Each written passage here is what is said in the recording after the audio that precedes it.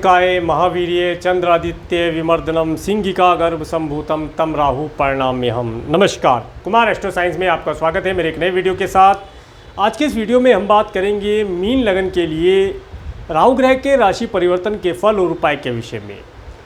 Mean लगन के लिए राहु ग्रह क्या फल प्रदान करेंगे और किसी प्रकार से अगर राहु ग्रह से मिलने वाले शुभ फल आपको प्राप्त नहीं हो पा रहे हैं तो क्या उपाय करें ताकि राहु ग्रह से मिलने वाले शुभ फल आपको प्राप्त हो पाए। मीन लगन के लिए राहु ग्रह उनके फर्स्ट हाउस में मीन राशि में गोचर करेंगे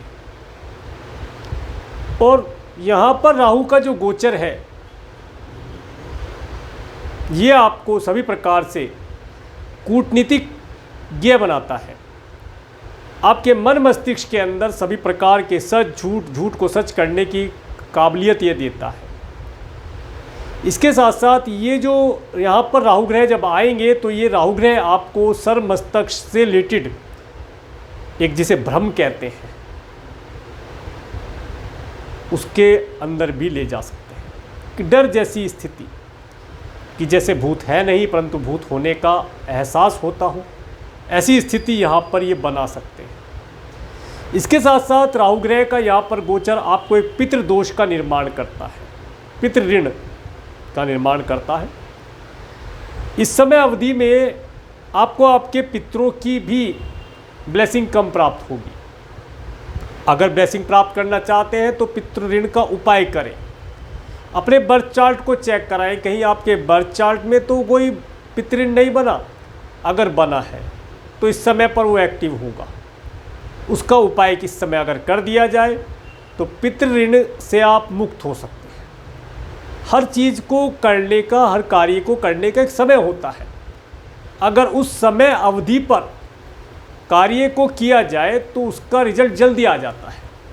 जैसे अब ये पितृऋण बना है, अगर आपके बर्थ चार्ट में बाय बर्थ का जन्म के समय का पितृऋण बना है तो ये समय अवधि रहेगी 30 अक्टूबर 2023 से लेकर के 17 मई 2025 तक का समय आपको अपने पितृऋण को पे करने का समय रहेगा।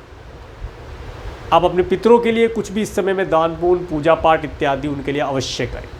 इस पितृ ऋण से बचने का प्रयास करें।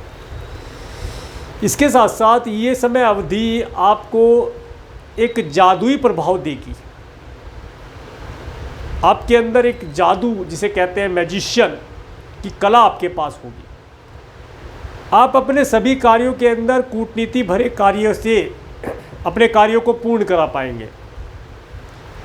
आप जॉब करते हैं, बिजनेस करते हैं, वहाँ पर मोनोपोली अपनी क्रिएट कर पाएंगे।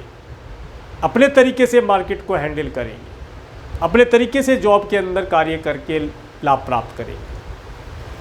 परंतु यहाँ पर एक बात ध्यान रखने वाली ये भी रहेगी, अगर आप किसी भी प्रकार से अपने जॉब या अपने बिजनेस के अंदर कोई मोनोपोली क्रिएट करते हैं, अपने तरीके से उसे चलाने का प्रयास करते हैं तो थोड़ा संभल कर रहें, क्योंकि जो पैटर्न पहले से चला आ रहा है, हमारे एम्प्लॉय या हमारे कलीग्स उसी पैटर्न को फॉलो करना पसंद करते हैं। कोई नया चेंज परेशानी देता है,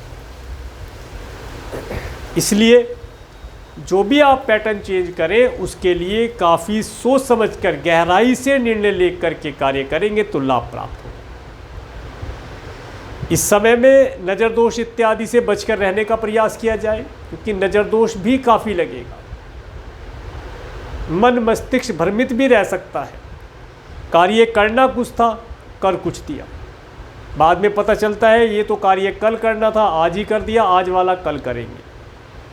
इस चीज़ से बचकर रहा जाए। इसके साथ साथ इस समय अवधि में अगर आप संतान कंसीव कराना चाहते हैं तो उसमें थोड़ा सा व्यवधान हो सकता है।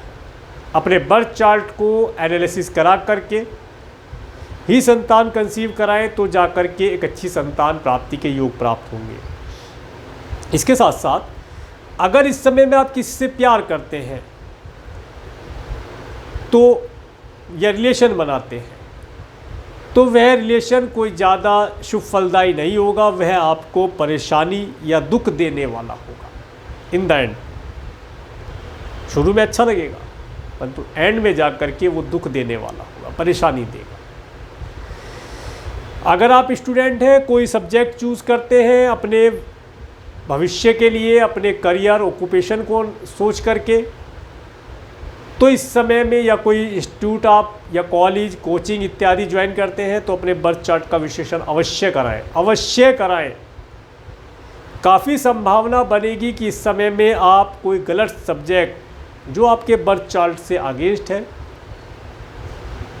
आप चूज़ कर लें, और जब समय अवधि निकल जाएगी तब आपको यह एहसास होगा कि आपको बनना तो डॉक्टर था और आपने एजुकेशन इंजीनियरिंग की ले ली, जिसकी वजह से अब आपके प्लेनेट आपकी एजुकेशन को सपोर्ट नहीं कर रहे, कार्य व्यवसाय नहीं मिल पा रहा, कोई जॉब, कोई ऑक्यूपेशन, कोई बिजनेस यहाँ पर तैयार नहीं हो पा रहा। इसलिए जब भी सब्जेक्ट चूज़ करें तो अपने बर्थ चार्ट को अवश्य चेक कराएं। क्या चेक कराना है ये भी बता देता हूँ कि आप भविष्य में किन किन कार्यों को करके अपनी जीवन यापन करेंगे। आपको एस्ट्रोलॉजर बता देगा आपका बर्थ चार्ट देख करके। अब आपको पता चल गया कि आपको इन सेक्टर में जाने से आप अपने जीवन का निर्वाह करेंगे, धन की अर्निंग करेंगे, भाग्य आपको सपोर्ट करेगा, पराक्रम आप दिखाएंगे, तो उन्हीं सब्जेक्ट को लेकर के आगे बढ़ने का प्रयास किया जाए तो उत्तम रहेगा।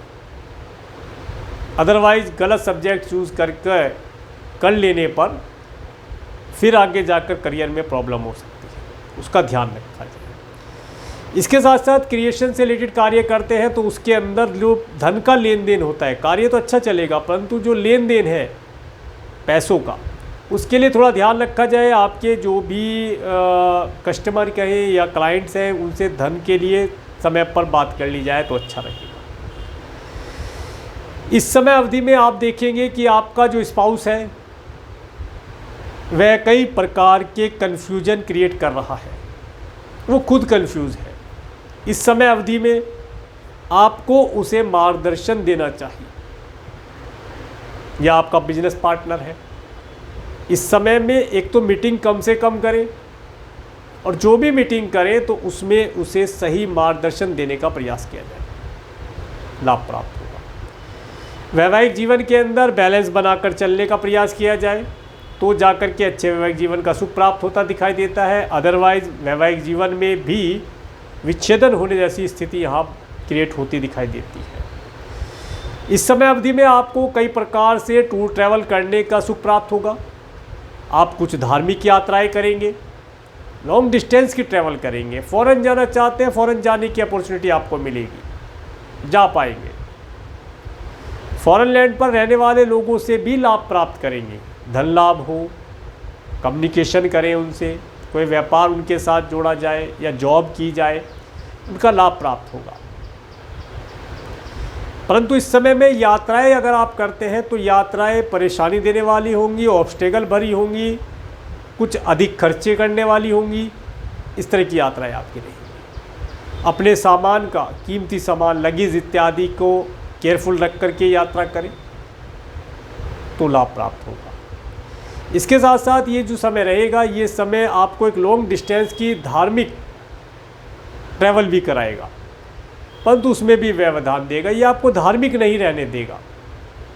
आप अगर 110% मान करके या ये कहें कि धार्मिक बनने का प्रयास करेंगे तो जा करके 90-80% आपको रिजल्ट आएगा। धर्म के कार्य करने से रोकेगा, परंतु अगर आपने ठान लिया है, मान लिया है कि करना ही करना है, तब जा कर के आप कार्य को पूर्ण कर पाएंगे। स्टूडेंट के लिए एक विशेष बात यहाँ पर ध्यान आई, वो आपको बता देता हूँ। इस समय में जो भी आप कोई एग्ज़ाम देते हैं स्टूडेंट, चाहे एंट्रेंस एग्ज़ाम हो, चाहे जॉब के लिए हो, चाहे इंस्टीट्यूट के लिए हो, या नॉर्मल एग्ज़ाम जो होते हैं स्कूल कॉलेज में वे हो, जब भी आपके पास आपका एग्ज़ाम का जो पर्चा होता है वो आता है तो उसमें देख करके आपको ये मन में बिल्कुल नहीं बोलना है, या बोलकर भी ये नहीं बोलना है कि ये सब मेरे से आता है। भले ही आपसे आता है, अगर आपने ये शब्द बोले तो आप देखेंगे जब आप लिखने बैठेंगे आप लिख नहीं पाएंगे, वे शब्द आपके गायब हो जाएंगे। अक्सर करके देखा है हमने, कि जो ऐसी स्थिति होती है तो सब कुछ आने के बावजूद भी छात्र कुछ लिख नहीं पाता, सब डिलीट हो जाता है, गायब, धुंधला हो जाता है। और जैसे ही एग्ज़ाम रूम से बाहर निकलता है, पर्चा दोबारा देखता है, इसका आंसर ये है, इसका आंसर ये था, ये किताब के फला पेज के फला नंबर पर था, इसका आंसर ऐसे होगा, सब याद आ जाता है। परंतु एग्ज़ाम में नहीं लिख पाए, जिसकी वजह से मार्क कम आना या एग्ज़ाम में दिक्कत होना दिखाई देता है। तो इस चीज़ का विशेष ध्यान रखा जाए। स्टूडेंट इस समय में विशेष तौर से जब भी कोई पढ़ाई करने बैठे तो सरस्वती माता का नाम लेकर या उनके किसी भी मंत्र का जाप करके एजुकेशन शुरू करें, लाभ होगा। थोड़े समय में पढ़ा हुआ ज़्यादा लंबे समय तक याद रह पाएगा। कोई एग्ज़ाम देने जाते हैं, माता सरस्वती के मंदिर होकर के एग्ज़ाम के लिए जाएं, प्रार्थना करके जाएं, लाभ होगा। अब बात करते हैं राहु ग्रह से मिलने वाले जो फल हमने बताए, इनसे अगर आपको किसी प्रकार से न्यूनता या अधिकता प्राप्त हो रही है तो क्या उपाय किया जाए।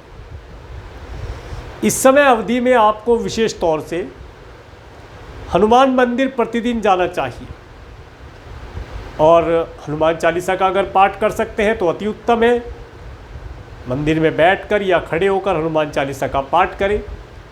और अगर छोटे हैं या नहीं कर सकते, एज ज़्यादा है तो भी नहीं कर सकते, नहीं याद है, नहीं पढ़ सकते, नहीं समय मिल रहा, तो हनुमान जी के बाएं पैर का आगे वाले टोए, थंब जो टोए होता है, अंगूठा होता है, उस पर से सिंदूर लेकर के अपने मस्तक पर लगाएं। तो आप राहु ग्रह से मिलने वाले अशुभ फलों से बच करके शुभ फलों की अधिकता को प्राप्त कर पाएंगे। तो ये था राहु ग्रह के राशि परिवर्तन का फल और उपाय का वर्णन। अगर आपको मेरा वीडियो अच्छा लगा है तो आप मेरे इस वीडियो को लाइक करें और यदि आप मेरे चैनल पर नए हैं तो मेरे चैनल को सब्सक्राइब करें, जिससे आने वाले वीडियो का नोटिफिकेशन आपको मिल सके। और मेरे इस वीडियो को प्रेमपूर्वक देखने के लिए, मेरे चैनल पर प्रेमपूर्वक बनाने के लिए आपका प्रेमपूर्वक धन्यवाद। नमस्कार।